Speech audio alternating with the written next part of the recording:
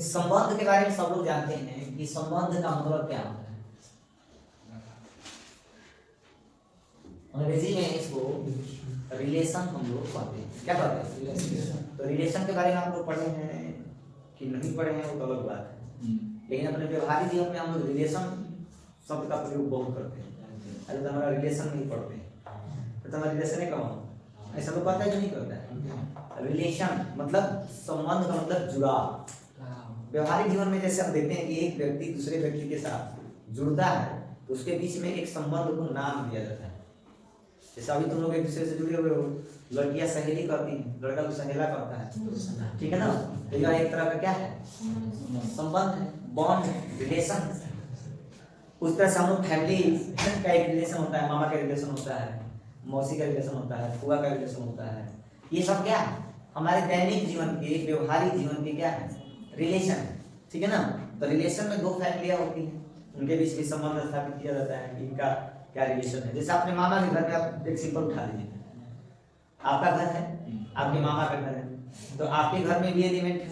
जैसे आपके घर में पिताजी हैं, मम्मी हैं, आप हैं, आपकी बहन है ना, आपके भाई हैं। और उस घर में जाइए तो आपके घर मान लीजिए कि मामा है, मामी है, नानी है, नाना है, मामा के लड़के हैं। तो कुछ सदस्य एक से एक में हो गए, ये समुचे में हो गए, कुछ संबंध कहाँ हो गए। ये आपका घर हो गया, योर फैमिली। अभी हो मामा की फैमिली, ठीक है ना। मामा को इज्जत कर लो, मामा की फैमिली। चलो मामा को इंग्लिश में अंकल कर, ठीक है। मामा को क्या करते हैं, अंकल करते हैं। मामा फैमिली करें इंग्लिश में ढेर नहीं समझ पड़ते हैं। चलिए दो फैमिली हो गई। इस फैमिली में कुछ पर्सन है, जैसे ये फादर है, ये मदर है, ठीक है, ये सन है, ये मान लीजिए कि सिस्टर है। चार लोग का एग्जांपल लिया जा रहा है और उसमें भी मान लेते हैं कि चार लोग या दो लोग हैं। नाना है, नाना को एन से, नानी को एन से, चलो ये एन ए से हो गए नाना, एन आई से हो गई नानी, ठीक है, एम से हो गए मामा, मामा, ठीक है, ऐसे मामी। देखिए फादर का संबंध इन चारों से आप हो सकता है। चारों का संबंध का नाम क्या होगा, अलग अलग होगा। जैसे फादर का संबंध आपके नाना से अलग होगा, ये रिलेशन अलग का है, ये संबंध क्या था, अलग होगा। और नानी से जो रिलेशन होगा अलग होगा, सास का रिलेशन होगा, है ना। इस रिलेशन का अलग नाम दिया जाएगा, सास का जो रिलेशन आ जाएगा, नहीं गड़बड़ी कर देगा। तो ये मामा सार हो ना मार लगा पड़ी मार। हाँ पापा के साथ मामा का रिलेशन सार का हो गया, मामी का सरस का हो गया, नाना के साथ ससुर का हो गया, नानी के साथ सास का हो गया। और उसी इस फैमिली में एक व्यक्ति का यहाँ पर रिलेशन बना, चार रिलेशन बना कि नहीं बना। चारों रिलेशन अलग है, इस रिलेशन का इस रिलेशन से कोई लेना देना नहीं है ना। तो उसी के आधार पर ये आपको चैप्टर इसी तरह से समझ लेते हैं। पहले समझिए कि रिलेशन कब होता है। तो रिलेशन के लिए दो सेट लिए जाते हैं, जैसे ये आपने दो सेट लिया था। तो ये जो हम निकालते हैं ना, अगर इस समुच्चय को हमने ए से रिप्रेजेंट किया है, इस समुच्चय किसे रिप्रेजेंट किया है, बी से रिप्रेजेंट किया है, एक कार्तीय गुणन निकाला जाता है। वेक्टर ए क्रॉस क्या निकाला जाता है, vector A cross vector B. तो vector A cross vector B जब निकालते हैं तो इसमें हम क्या करते हैं कि सबसे पहले वेक्टर ए का कोई पहला एलिमेंट लेते हैं। जैसे आपने किसको ले लिया, फादर को ले लिया, तो फादर के साथ इनका रिलेशन क्या होगा, फादर के साथ एनआई हो जाएगा, फादर के साथ एमएम हो जाएगा, फादर के साथ एमआई हो जाएगा, मामा मामी। इस तरह से ये चार रिलेशन क्या करता है, एक एलिमेंट बना है। अब हम फादर के बाद किसका लेंगे, मदर का लेंगे। ये पिताजी का संबंध हो जाएगा, ये माँ का संबंध हो जाएगा, ये भाभी का, भैया का, ये भाभी का, ये भी संबंध क्या होगा, अलग अलग होगा। देखो मदर का हो गया किससे, एन से, मदर का हो गया एन आई से, मदर का हो गया हाँ एम ए से, मदर का हो गया एम आई से। अब ये आए सन, मान लीजिए आप हैं नाना, ये हो गया नाना से संबंध आपका अलग होगा, है ना। इस तरह से सारे संबंध, इसी तरह से सारे के साथ संबंध होगा ना जी। तो कुल मिलाकर के इसके A क्रॉस A में कुल कितने एलिमेंट है, 16 एलिमेंट है। देखिए एक का 4 हो रहा है, 4 का कितना हो जाएगा, 16 हो गया, कोई डाउट। तो 16 एलिमेंट हमको मिले। और इसी में आप लोग सुने होंगे कि सबसेट के बारे में, उप समुच्चय, एक समुच्चय है ना, इसी समुच्चय से कुछ अवयव उठा लिया जाए, क्या लिया जाए, कुछ अवयव उठा लिया जाए। जैसे मान लो कि तुमने ऐसे लिख दिया एफ एन ए, तो कहेंगे ना कि ये ए क्रॉस बी का क्या है, अवयव, ये भी इसका अवयव है, ये भी एलिमेंट कहलाता है, ये भी बच्चों क्या है, एलिमेंट है, ये भी एलिमेंट है, सब ये क्या है, एलिमेंट। इसमें से कुछ एलिमेंट आपने लिख दिया, जैसे फादर और एन ए का संबंध, मदर एन ए का संबंध, फिर सन एन ए का संबंध, सिस्टर एन ए का संबंध। तो ये जो संबंध आपने बताया बनाया, इसमें कितने एलिमेंट भाग लिए, 4 एलिमेंट। और चारों एलिमेंट इसके समुच्चय कहलाएंगे।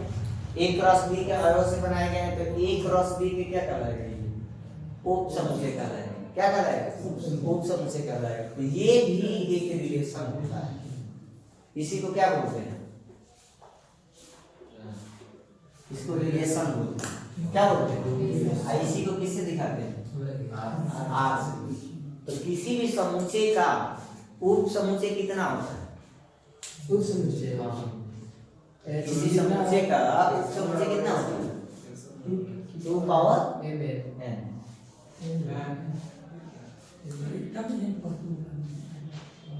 उप समुच्चय की संख्या कोई पूछेगा कि कितनी होगी, तो उप समुच्चय की संख्या 2 पावर क्या होती है, n, जहां n क्या होता है, अवयव की। इसमें कितने अवयव हैं, 16 है, तो 2 पावर कितना हो जाएगा, 16 हो जाएगा। इसका वैल्यू जितना आएगा उतना उप समुच्चय क्या होगा, बनेगा। जितना उप समुच्चय बनेगा ना, उतना उप समुच्चय क्या कहलाएगा, रिलेशन कहलाएगा।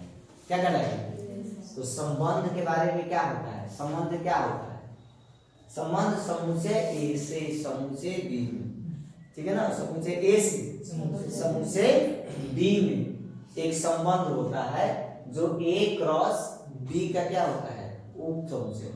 क्या होता है, उप समुच्चय है ना। तो उसी तरह से आप उप समुच्चय लिखोगे तो कितने लिख सकते हो, 2 के पावर 16। जैसे उप समुच्चय लिखना सिखाया जाता है, जैसे इस सेट में मान लीजिए कुछ अवयव हम दे देते हैं, ए बी और कितना, ये एक समुच्चय हो। अब इसके कितने उप समुच्चय, इसमें कितने अवयव, 3 अवयव। तो 3 है तो 2 के पावर कितना होगा, 2 के पावर 3 का मतलब, माने इससे कितने उप समुच्चय बनाए जा सकते हैं, 8 उप समुच्चय। जैसे आपने एक एक करके जो है एलिमेंट को चयन किया, एक एलिमेंट ये हो गया, एक समुच्चय बन गया कि नहीं। अच्छा ये समुच्चय इसी का वजह से बनाया गया है।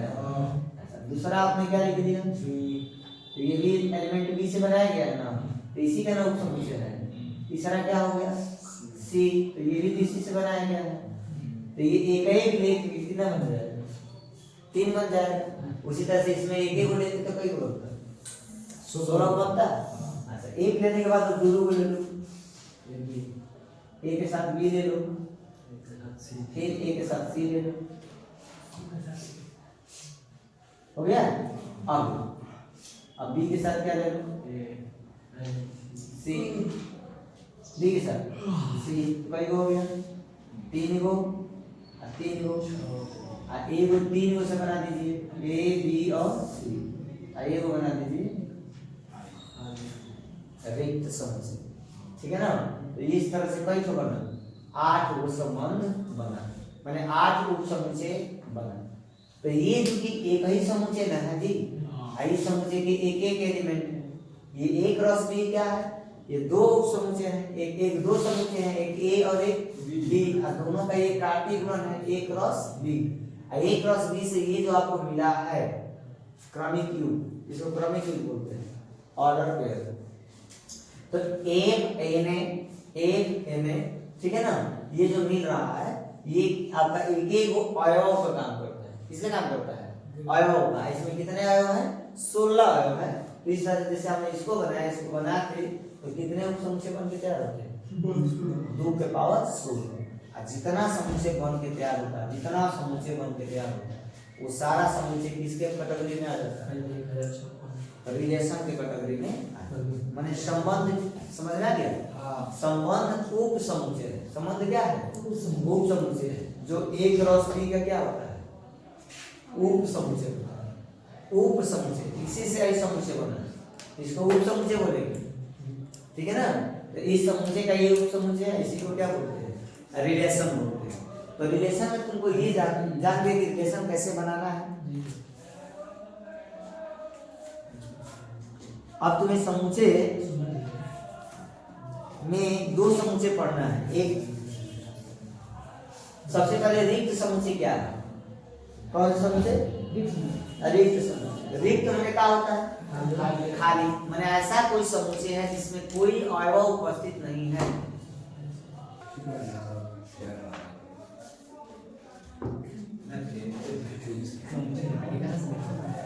संबंध के प्रकार क्या है? संबंध, संबंध के प्रकार कैसे लिखना है ध्यान से देखिएगा। सबसे पहले रिक्त संबंध।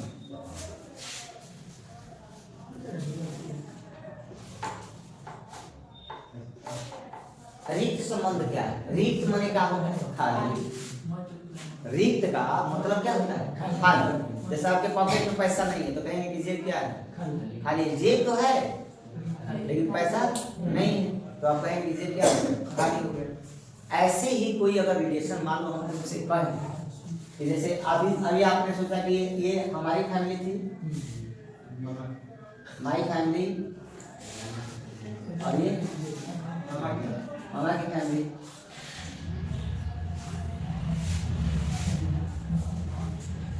ये माई फैमिली, ये मामा की फैमिली, 2 फैमिली। अब इसमें फादर है, मदर है, सन थे और क्या थे? सिस्टर थी, ठीक है। इसमें कौन थे? नाना थे, नानी थी, ठीक है ना, मामा थे, मामी थी। तो अब मैं कहूं कि इसमें एक ऐसा संबंध ढूंढो, इसमें क्या ढूंढो? ऐसा संबंध ढूंढो, एक ऐसा रिलेशन। आज मतलब क्या हो गया? रिलेशन। तो आज इसका मतलब होता है जानते हो क्या? Such that. ठीक है, नाम याद कर लेना, सच दैट। हाँ, सच दैट।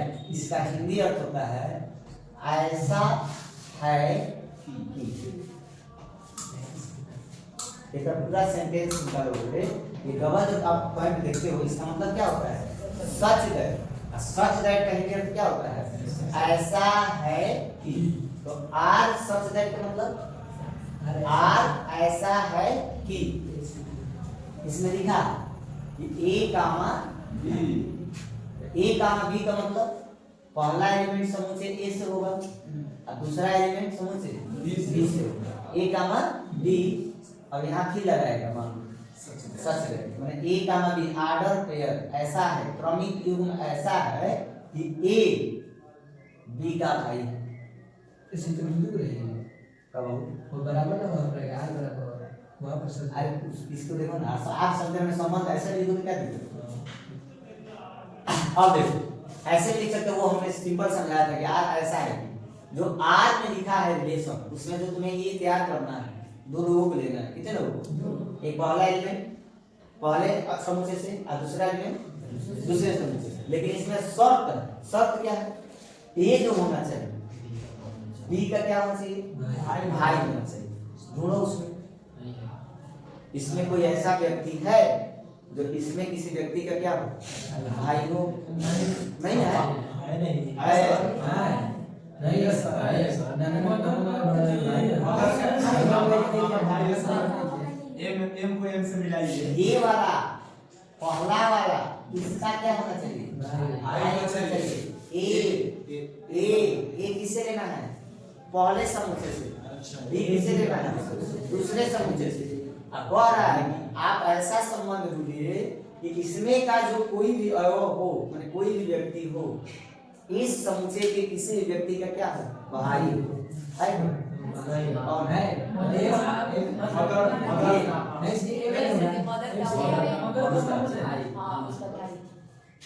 ये इसका भाई नहीं ना होगा? भाई होगा ना, इसका भाई होगा। मामा का भाई होगा। मामा का भाई होगा सर। अरे भाई तुम्हारी तुम्हारी माँ किसी की भाई है? बहन होगी, भाई कैसे हो जाएगी? नहीं समझा? समझ गया, समझ गया। इसमें क्या बोला है? ए बी का क्या हो? भाई है। ए भाई होना चाहिए किसका? बी का। इस समुच्चय में बताओ कोई ऐसा एलिमेंट है इस एलिमेंट का इसमें कोई भाई है? बहन तो है, तो बहन में रिलेशन मिल जाएगा किसका? मदर का और मामा का, है ना? लेकिन भाई का रिलेशन नहीं है, इसलिए इसे क्या रह जाएगा? खाली रहेगा। इसमें कोई भी ऑर्डर पेयर नहीं बन पाएगा, इसलिए इसको ऐसे या बोल पार के ऐसे करना। ये संबंध क्या कहलाता है? रिक्त संबंध। कौन सा संबंध? समझ में किस संबंध? दूसरा संबंध। उसके बाद समझना है सार्वत्रिक संबंध।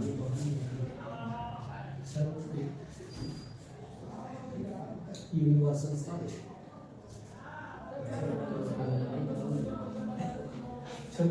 अब समझिए सार्वत्रिक संबंध क्या है? पूरा क्लियर हो गया? सार्वत्रिक संबंध क्या है? अगर कोई मान लीजिए कि मैंने इसमें एक सेट लिया, ठीक है? इसमें सेट ऐसा लिया कि इसमें नंबर मैंने डाल दिया 1 2 3 4 5। इसमें सेट लिया, उसमें लिखा 10 11 12 13 14। तो कोई सेट हो गया, ये हो गया, ये कोई दिक्कत? अब कहे हम कि आप एक रिलेशन बनाओ। क्या बनाओ? रिलेशन। ऐसा रिलेशन बनाना है जिसमें जो आपके एलिमेंट होने चाहिए ए कामा बी, इसमें ए किससे होता है? पहले समुच्चय से। बी किससे होता है? दूसरे समुच्चय से। ये सच है, ऐसा बनाना है इसको कि ए बी से क्या हो? छोटा। ए बी से क्या हो? छोटा। मैंने आपको ऐसे लिखना है ऑर्डर पेयर कि जिसमें पहला एलिमेंट दूसरे वाले एलिमेंट से क्या होना चाहिए? तो क्या मैं ये कहूँ 1 10 से छोटा है कि नहीं है? तो रिलेशन फिट हो जाएगा नहीं हो जाएगा? 1 11 से छोटा है कि नहीं? फिट हो जाएगा ना? 1 जो है 12 से छोटा है कि नहीं? तो है। 1 जो है 13 से छोटा है कि नहीं? तो है। 1 14 से छोटा है कि नहीं? तो है। उसी प्रकार 2 10 से छोटा है कि नहीं? तो है। 2 11 से छोटा है, 2 12 से छोटा है, 2 13 से छोटा है, 2 14 से छोटा है। इसका सारा एलिमेंट इसके सभी एलिमेंट से छोटे हैं कि नहीं है? जवाब है कि है। तो हम कोई भी एलिमेंट लिख सकते हैं इसमें। कोई ऐसा एलिमेंट ही नहीं है जो इसका रिलेशन ना बन सके। माने 1 कामा 10 भी रिलेशन बन जाएगा और 1 कामा 11 भी बन जाएगा, 1 कामा 12 भी बन जाएगा, 1 कामा 13 भी बन जाएगा, 1 कामा 14 भी बन जाएगा। उसी प्रकार से सारे एलिमेंट आते हैं। जब किसी समुच्चय के समस्त अवयव, इस समुच्चय के समस्त अवयव इस समुच्चय के सभी अवयव से क्या हो? जुड़ जाए, तो इसको कहेंगे कि सार्वत्रिक। क्या है? सार्वत्रिक। समझ में आ गया? ये हो गया सार्वत्रिक, ये हो गया रिक्त। अब इसमें हमको पढ़ना है कि 3 और समुच्चय पढ़ना है जो इसी पे सवाल।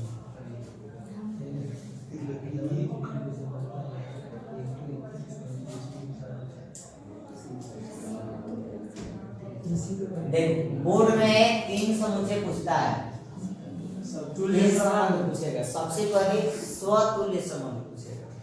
स्व का मतलब होता है खुद, स्वयं, ठीक है ना? तुल्य मैंने समझ लीजिए तुलना करना है। किससे? स्वयं से। माने स्वयं की तुलना स्वयं से ही करना है। अगर वो रिलेशन में क्या हो जाए, फिट हो जाए, जो शर्त कहा है उस शर्त का पालन वो एलिमेंट स्वयं पे क्या करता हो, लागू करता हो, तो हम कहेंगे कि दिया गया संबंध क्या है, सतुल्य। ठीक है। जैसे हम यहाँ एक समुच्चय लेते हैं, एक मानव सेट लेते हैं ए, और ए का रिलेशन ए पे ही ढूंढना है। ये समुच्चय क्या हो गया? अब इसमें मैंने नंबर लिखा 2 4 6 8 10। तो अगर ये सेट ए है तो ये भी तो सेट ए ही है, तो इसमें भी एलिमेंट भी क्या होगा? कोई दिक्कत नहीं। अब देखो इसमें मैं कहूँ एक रिलेशन लिखो ऐसे R A comma A such that इस प्रकार है कि ए इक्वल टू क्या है?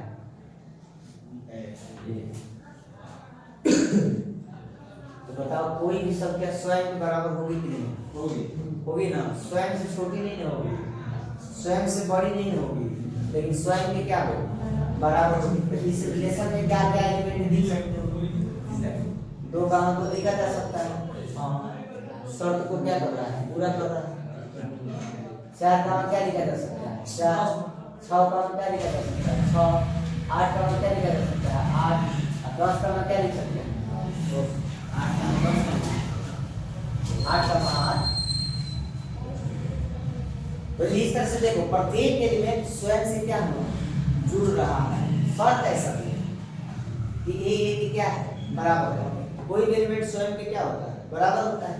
जब स्वयं के बराबर होता है तो 2 2 से क्या हो जाएगा, जुट जाएगा। 4 4 से क्या हो जाएगा, जुट जाएगा। और इस तरह से जो ये रिलेशन बनेगा इसमें हम देख क्या रहे हैं, हम ये देख रहे हैं कि ए का प्रत्येक अवयव, ए का प्रत्येक अवयव for every A belongs to A के लिए, माने ए समुच्चय ए का क्या है, अवयव है, तथा A gamma A is element of for every A belongs to A. समुच्चय ए का कोई भी आप अवयव ले और वह अवयव स्वयं से क्या हुआ है, जुड़ा हुआ है, तो आप कहेंगे कि यह कौन सा समुच्चय, समझ रहे? स्वतुल्य संबंध। सममित संबंध देखो कैसे होता है। सममित संबंध में 2 एलिमेंट लेना पड़ता है। कितना एलिमेंट? संबंध यदि ए क्रॉस बी किसी रिलेशन में पाया गया, कोई रिलेशन दिया है और उस रिलेशन में क्या है, ए गामा बी है, तो अगर ए गामा बी उस रिलेशन में है तो बी गामा ए भी उस रिलेशन में होना चाहिए। अगर इस नियम का वो पालन कर रहा तो हम कहेंगे कि ये कौन सा सममित है। जैसे मान लो इसमें राम है और श्याम है, ठीक है, उसके बाद लक्ष्मी है, फिर इसमें देखो राम है, श्याम है और लक्ष्मी, ठीक है, क्लियर। और मैं कहूं कि राम श्याम का भाई है, राम श्याम का भाई, क्लियर हो गया। तो क्या इसका उल्टा भी सही है? सही हो सकता है ना, कि नहीं होता है? होता है। लेकिन मैं कहूं कि श्याम लक्ष्मी का भाई है, मछली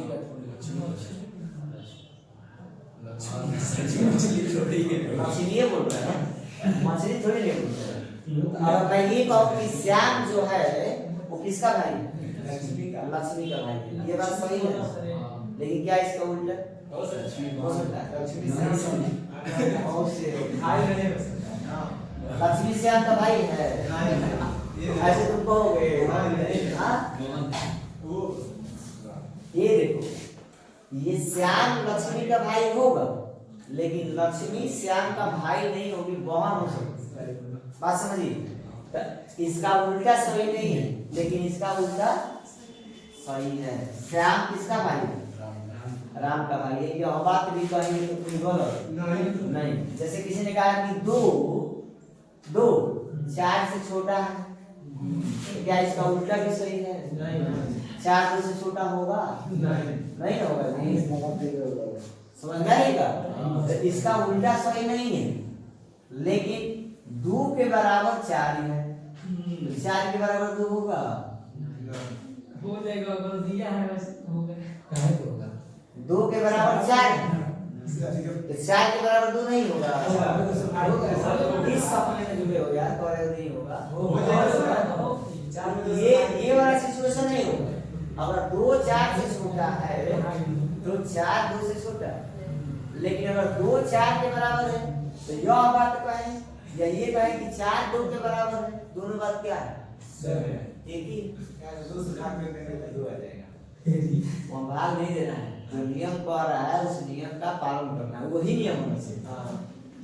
तो जो बात कही है उसको उलट के पलट के देखना है। अगर बराबर आ गया, क्या रहा है? बराबर आ रहा है, जो बात कह रहा है वो ए का बी भी हो रहा है, बी का ए भी हो रहा है, तो कहेंगे वो कौन सा संबंध है? कौन सा है? अब देखो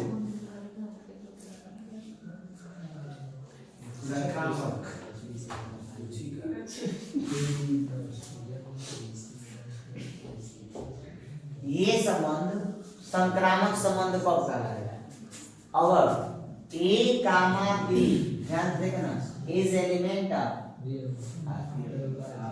इसका मतलब ये भाई कि कोनो आर्डर है, समझ में आया निकाल हां ये समुच्चय ए है, दोनों से एक कोई और लेवल पर। तो अगर ए कामा बी कहां से रिलेट करता? आर, माने वो कोनो रिलेशन लिखल बा, पहले से लिख दियो, आ ओकरा में देखा तरह कि ए कामा का बाटे बी बा, ओकरा बा बी कामा का बा सी बा। अगर ए कामा सी भी रिलेशन में बा तो कह दें का संक्रामक संबंध। जैसे देखो, और ये समुच्चय ए है, ए मान लो ए जुड़ा है किससे? बी से। अब बी जुड़ा है किससे? सी से। तो ए का रिलेशन किससे है? बी के साथ। हाँ, बी का रिलेशन सी से। तो ए भी अगर सी के साथ क्या बनाता है? रिलेशन बनाता है। तो हम कहेंगे कि कौन सा संबंध है? संक्रामक संबंध। संक्रामक। क्या है? संक्रामक है।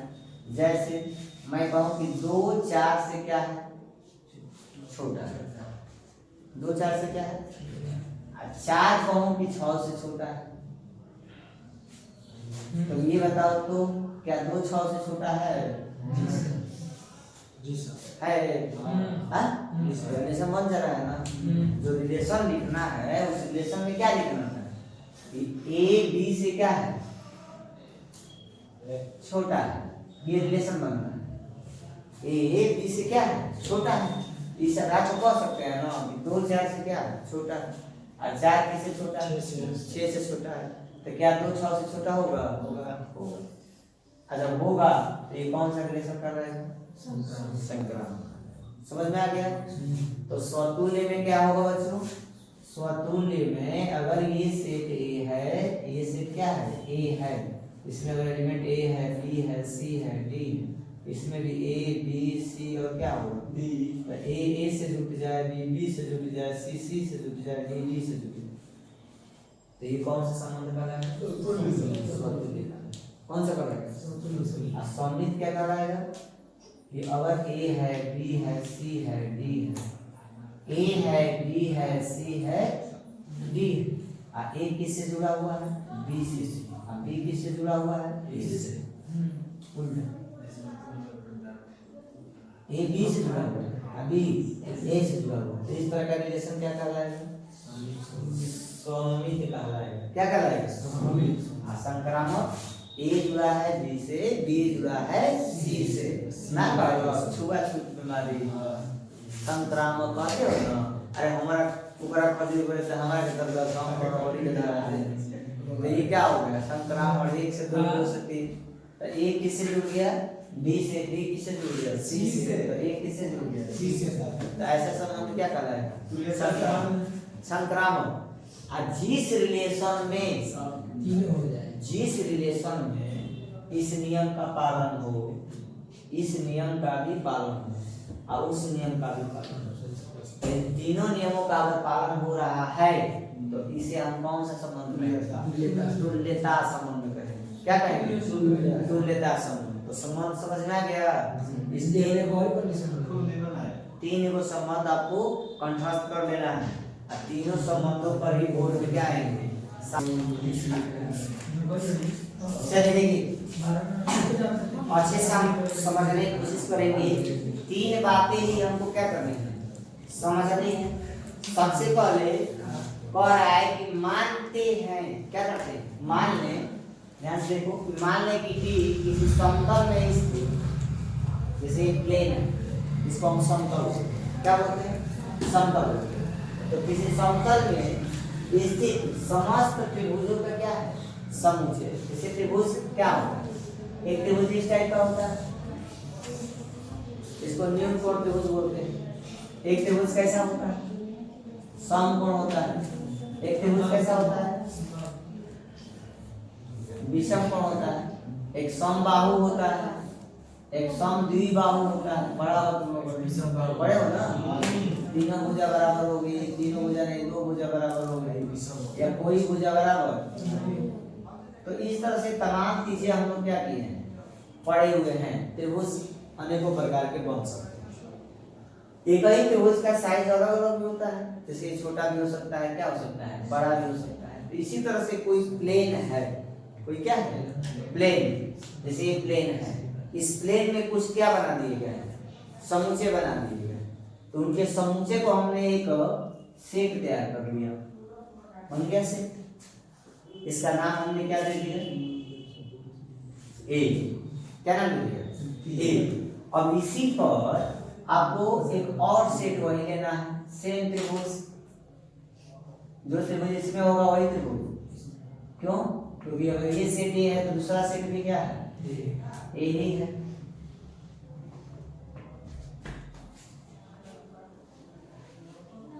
ये भी सेट ए है, ये भी सेट क्या है? ए है। तो ये कहा है कि मान लेते हैं कि टी किसी समुच्चय में स्थित समस्त त्रिभुजों का क्या है? समुच्चय। इसको मैंने ए से नहीं बताया है, इसको किससे दिखाना है? टी से दिखाना है। तो टी एक प्रकार का क्या है? ऐसा समुच्चय है जिसमें किसी समतल में भरे त्रिभुज है। ठीक है? तो इसमें आपको एक रिलेशन लिखना है। आज मैं क्या बोलूंगी? हाँ, इसमें आपको एक रिलेशन लिखना है। तो आपको एक ऐसा रिलेशन लिखना है कि जिसमें T1 और T2।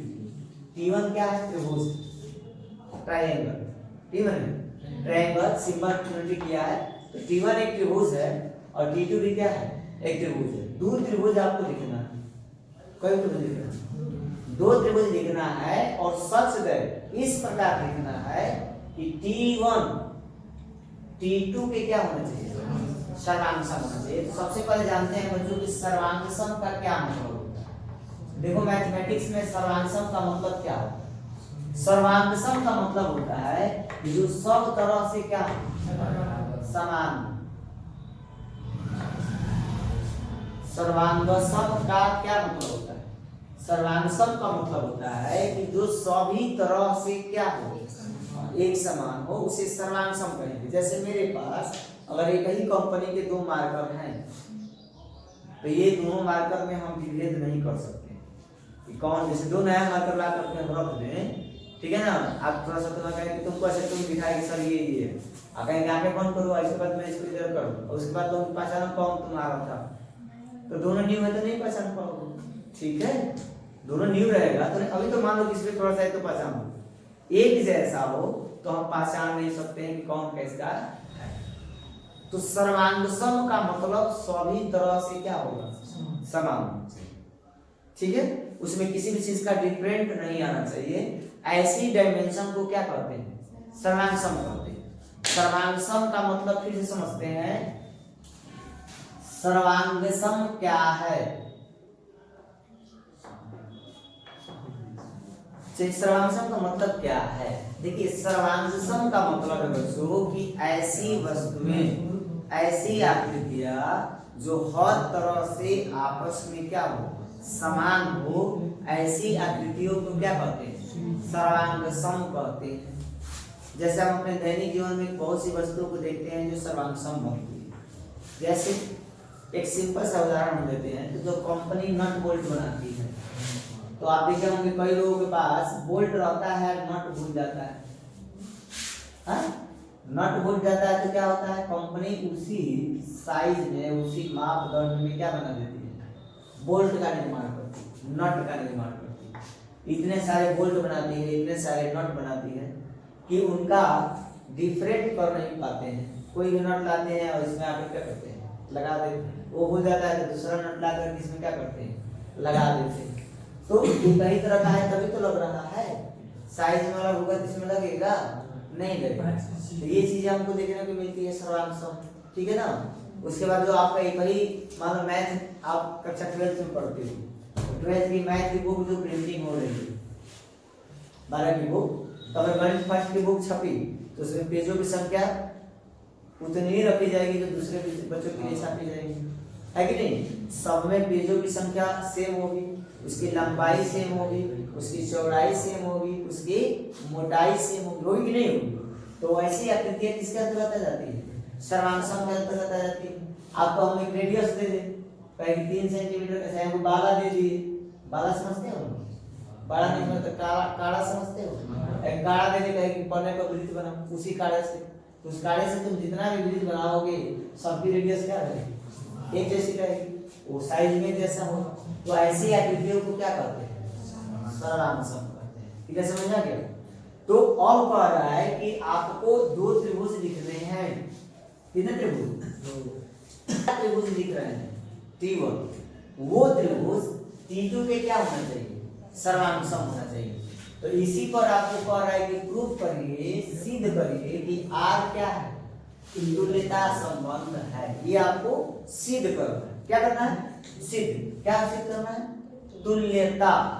तुल्यता सिद्ध करने के लिए हमको 3 चीजें सिद्ध करनी पड़ेगी। क्या, ये जो रिलेशन दे रहा है ये रिलेशन स्वतुल्य होना चाहिए। दूसरा बात, यही रिलेशन सममित भी होना चाहिए, और यही रिलेशन संक्रामक भी होना चाहिए। और ये तीनों का पालन कर रहा है तो अब जाकर ये क्या होगा, तुल्यता संबंध होगा। देखिए ध्यान रखिए, R बराबर क्या दिया है,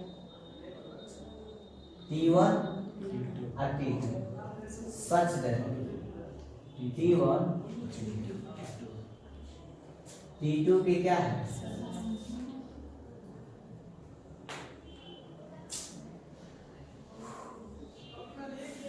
R बराबर क्या है, तो इस क्वेश्चन में T1, T2 such that T1 T2 के क्या है, सर्वांग सम। ये करना है। अब देखिए सबसे पहले हम क्या सिद्ध करेंगे, सबसे पहले बच्चों हम लोग देखो ये कैसे सिद्ध किया जाता है। सबसे पहले स्वतुल्य के लिए लिख लीजिएगा, इसके लिए बहुत आसानी से ड्राइव करा रहे हैं, ठीक है ना। एकदम एक थ्योरी अपने दिमाग में सेट कर लेना है, उसी थ्योरी को कॉन्सेप्ट में बना लेना है कि हमको ऐसे ही सारे सवाल करने हैं। एक सवाल नहीं, सारा सवाल इसी मेथड से करना है। स्वतुल्य के लिए मैंने तुमको क्या नोटिस कराया, स्वतुल्य के लिए मैंने नोटिस कराया कि प्रत्येक एलिमेंट खुद से जुड़ना चाहिए। स्व माने क्या होगा, स्वयं। अब तुल्य में तुलना करना है। अब देखो इस त्रिभुज की तुलना इसी त्रिभुज से करो, तो किसी भी त्रिभुज की तुलना अगर उसी से करोगे तो क्या वो स्वयं के बराबर होगा कि नहीं, सोच के देखो। अगर इसी त्रिभुज से क्या किया जाए, तुलना किया जाए, उसी से उसकी तुलना की जाए, तो हर तरह से बराबर होगा कि नहीं होगा, लंबाई, चौड़ाई, मोटाई, हर चीज बराबर होगा कि नहीं होगा। तो लिखेंगे कि प्रत्येक त्रिभुज, कौन सा त्रिभुज, प्रत्येक, दुनिया में इसमें कौन लेते हैं, प्रत्येक त्रिभुज स्वयं के क्या होता है,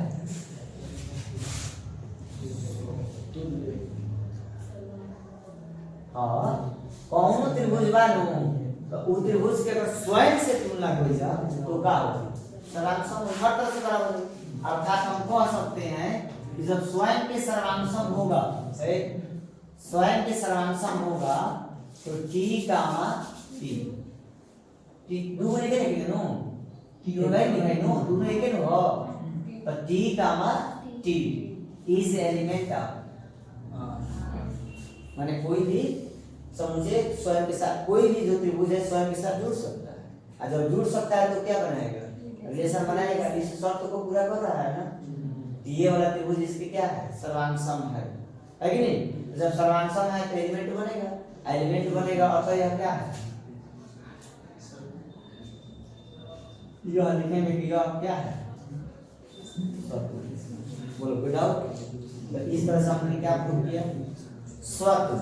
अब देखो अब हम क्या प्रूव करेंगे सममित। क्या प्रूव करेंगे आपको बताए हैं कि सममित में कौ एलिमेंट लेना है, 2 एलिमेंट लेना है, एगो a लेना है तो एगो का लेना है। तो यहाँ a b से नहीं काम चलेगा, यहाँ किससे काम चलेगा t1 और t2।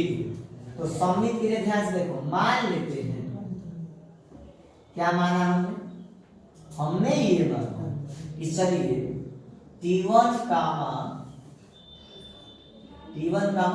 t2 is element of. एकदम वो ऐसे करना है।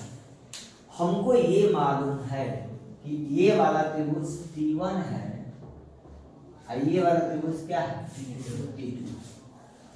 ये हमको मालूम है, ये कह रहा है कि t1 t2 के क्या है सर्वांशम है, अर्थात t1 comma t2 is element of.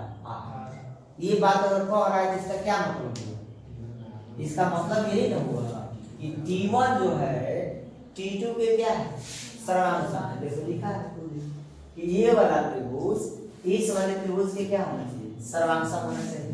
तो हम मान लेते हैं कि t1 comma t2 is element of. तो t1 t2 के क्या होगा सर्वांशम होगा। अब सोचो क्या इस बात का हम बच्चों को उल्टा लिख सकते हैं। और ये कोई कह रहा है कि t1 t2 के क्या है सर्वांशम है, तो क्या t2 t1 के सर्वांशम होगा तो या हम इसी बात को क्या कर सकते हैं कि t2 पलट के लिखा जाएगा तब तो ठीक है, और नहीं लिखा जा सकता है तो बेठीक हो जाएगा। यहाँ पलट के हम लिख सकते हैं, क्या लिख सकते हैं कि t1 t2 जब t1 जब t2 के सर्वांशम है तो t2 के t1 के सर्वांशम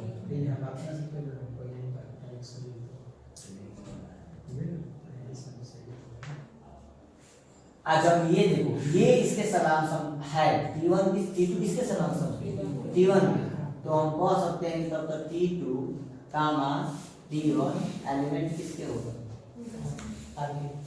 जब ये वाला त्रिभुज इस वाले त्रिभुज के क्या है सर्वांशम है तब वो ऑर्डर पेयर बन जाएगा, अर्थात t2 कामा t1 लिखा जा सकता है कि एलिमेंट बन सकता है किसका r का।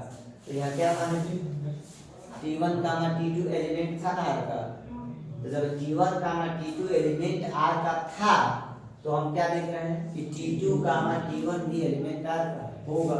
और जब होगा और तो यह क्या है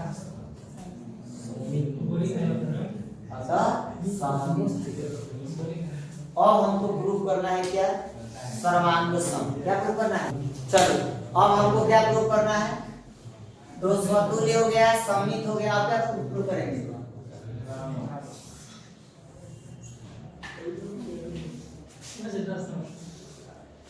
संक्रामक प्रूफ करते हैं। संक्रामक में याद कर लो कंसेप्ट में फिट कर लो, एक ही कंसेप्ट बनाना है कि संक्रामक में हमको 2 आदर्श खंड मांगने हैं। कितने आदर्श 2 a कामा b और b कामा c। तो यहाँ a कामा b की जगह क्या मानना है t1 कामा t2 और t2 कामा t1 मानते हैं कि माना t1 comma is element of. तो अगर t1 और कामा t2 एलिमेंट बना है किसका r का, इसका मतलब t1 क्या होगा t2 के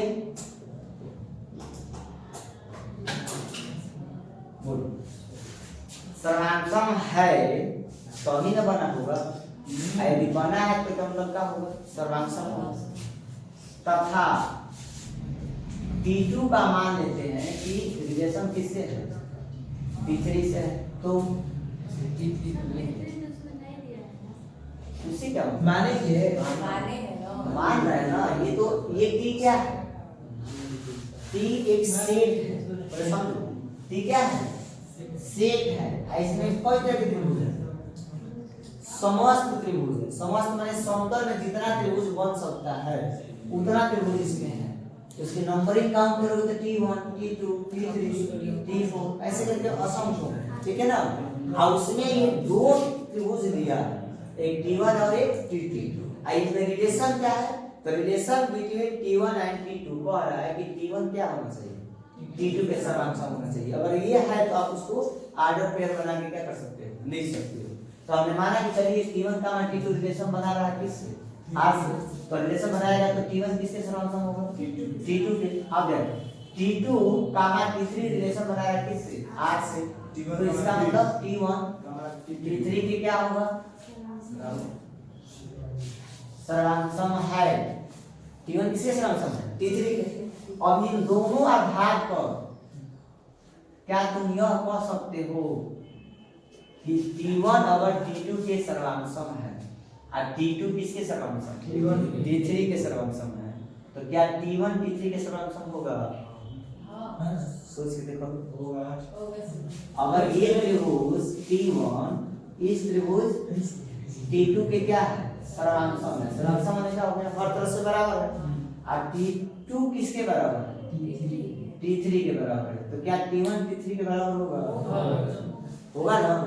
तो इन दोनों कथनों के आधार पर हम ये कह सकते हैं कि T1 T3 के क्या है, उपरोक्त से माने ऊपर से हम कह सकते हैं कि T1 T3 के क्या है, सर्वांग सम है। सर्वांग सम होगा, अतः जब लेकर आए ही सर्वांग सम बा तो T1 का मान T3 एलिमेंट बना सकते हैं किसका, R। जब T1 का मान T3 एलिमेंट किसका बन सकता है, R का बन सकता है। और तो कहेंगे यह क्या है, संक्रामक है। अगर कोई रिलेशन संतुल्य का पालन करे, सममित का पालन करे और संक्रामक का पालन करे तो कहेंगे कि दिया गया संबंध क्या है, तो दिया गया संबंध तुल्यता संबंध। समझ में आ गया। एक क्वेश्चन बहु इस टाइप का है। मान लेते हैं, क्या करते हैं, मान लें कि L किसी समतल में स्थित समस्त रेखाओं का क्या है, एक समूह से, ठीक है ना।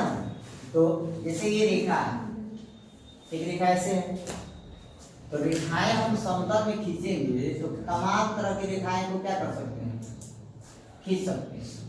तमाम तरह की रेखाएं खींच सकते हैं।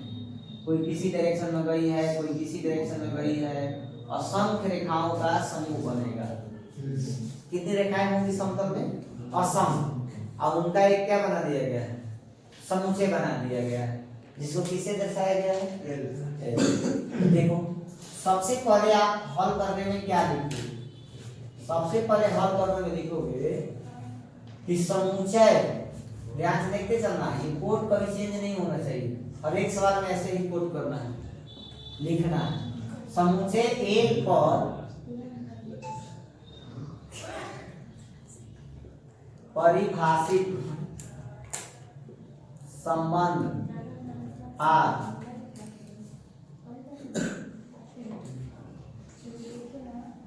निम्न है।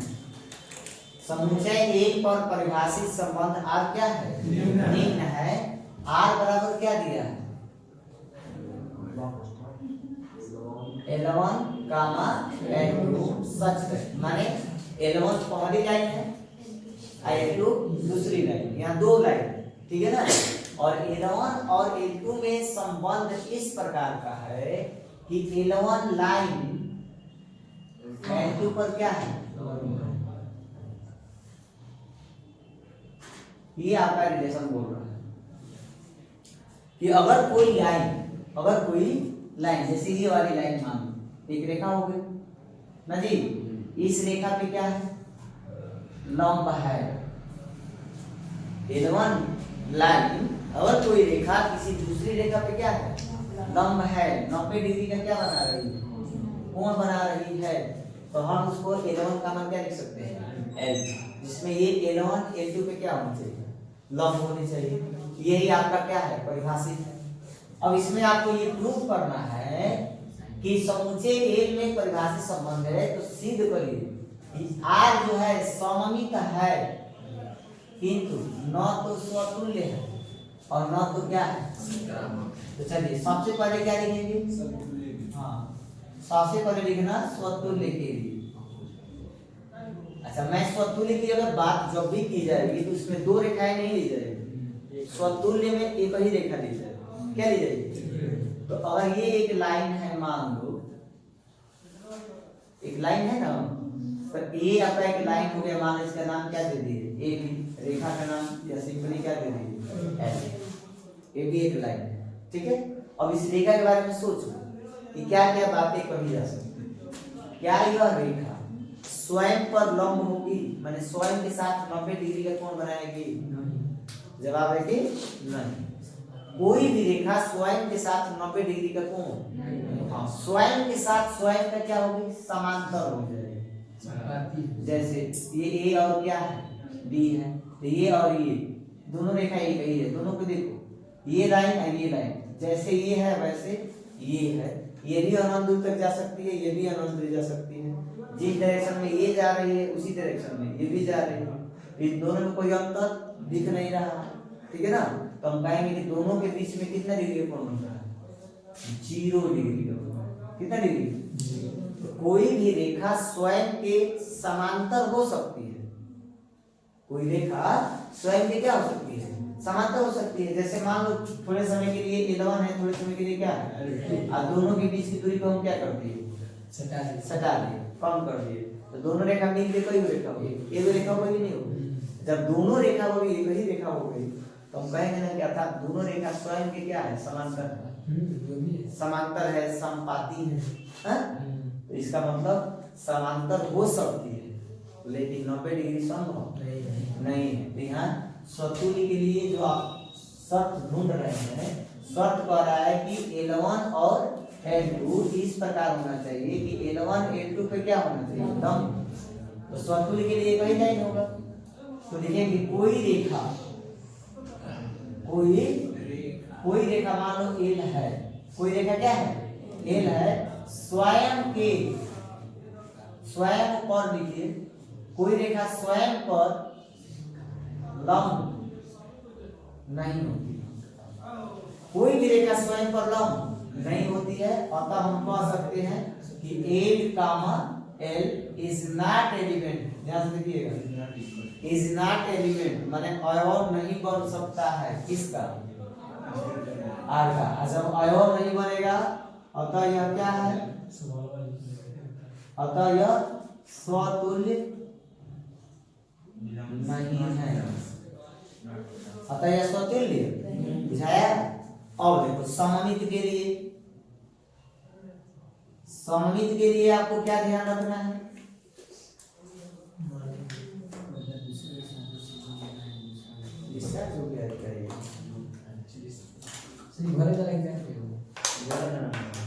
लगाते हैं, नहीं होता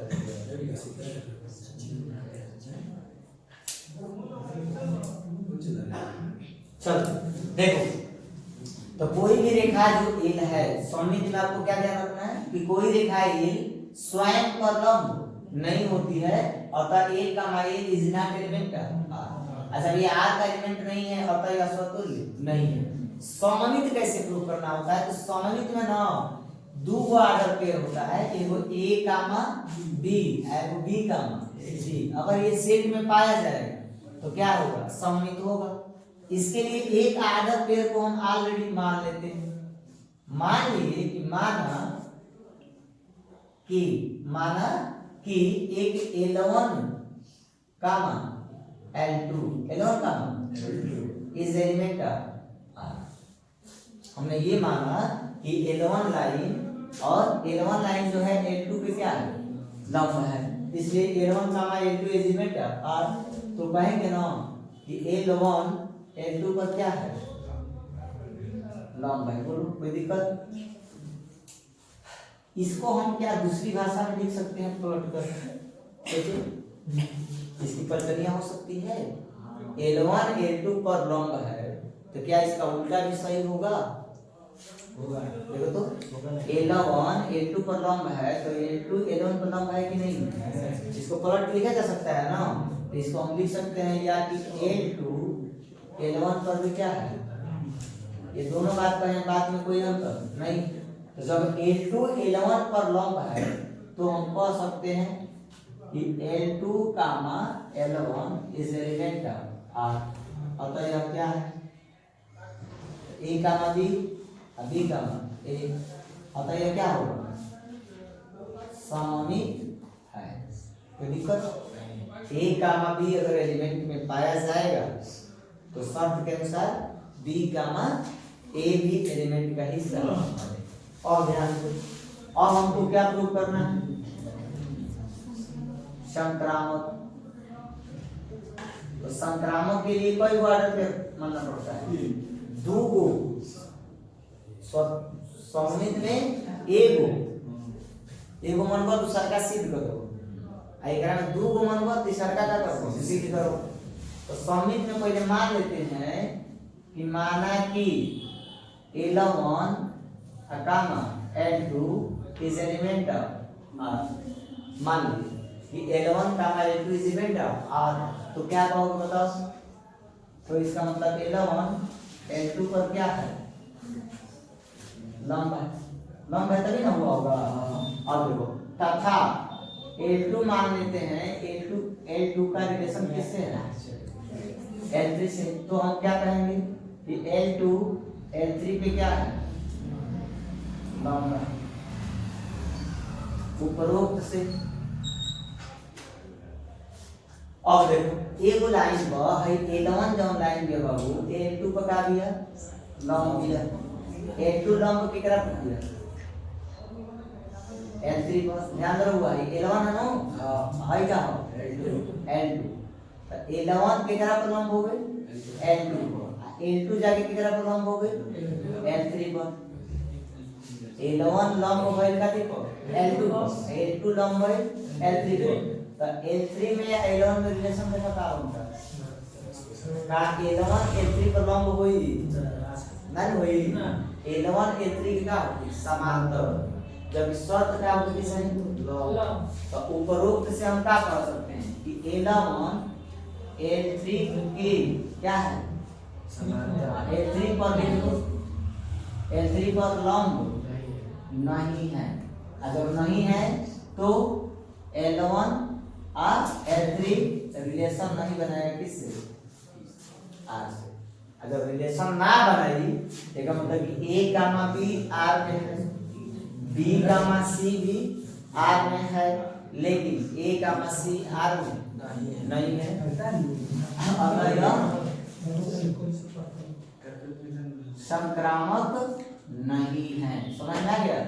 और इस तरह से पहला चैप्टर क्या हो गया, समाप्त। अब इसमें सवाल आपको करना है, पूरा मैथड समझा दिए, सवाल से अच्छा यही सब इसी में ये प्रूफ करिए बेटा, सममित बा